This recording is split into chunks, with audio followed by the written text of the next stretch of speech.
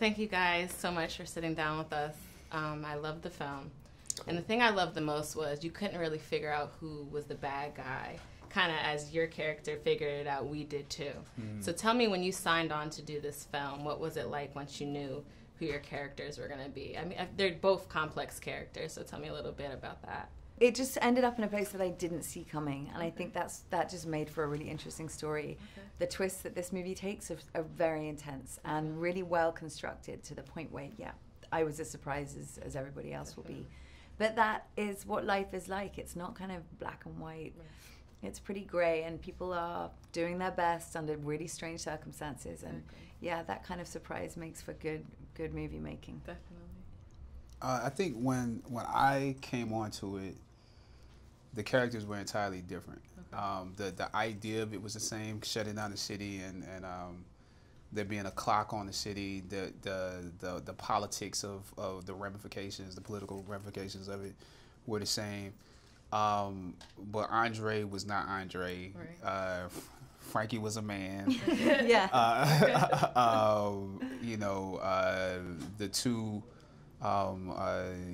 you know, Michael and Ray were entirely different, different races. It all was different, and so it's been interesting to me actually to see the complexity of the characters grow and how things change once you change gender and change race and change all those different things. Yeah. I was white, you know what I'm saying, like like originally. So all that has been the most interesting part for me, because that was part of the collaboration with Brian, the Russos, and Michael Carnahan, the writer.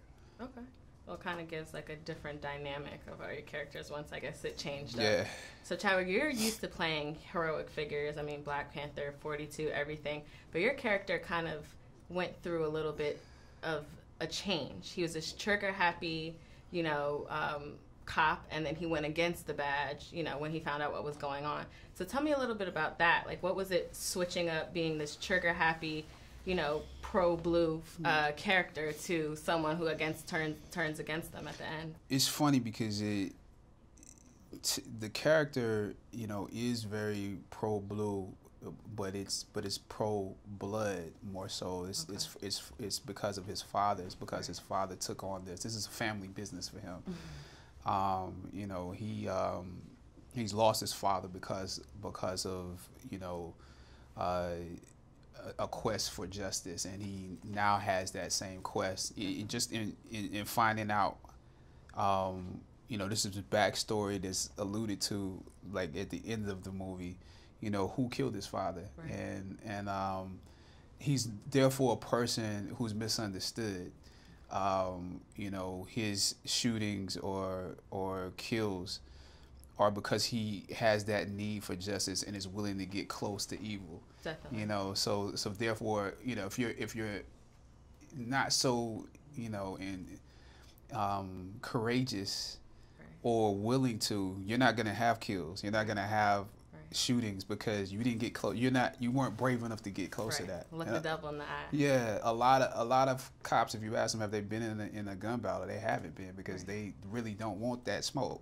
You know what I'm saying? Exactly. So he's misunderstood for that reason, and therefore is the best person to therefore judge right and wrong according to his code. He's not perfect, but his code is more true than a person that has never been there. All right. Well, thank you guys. Thank you.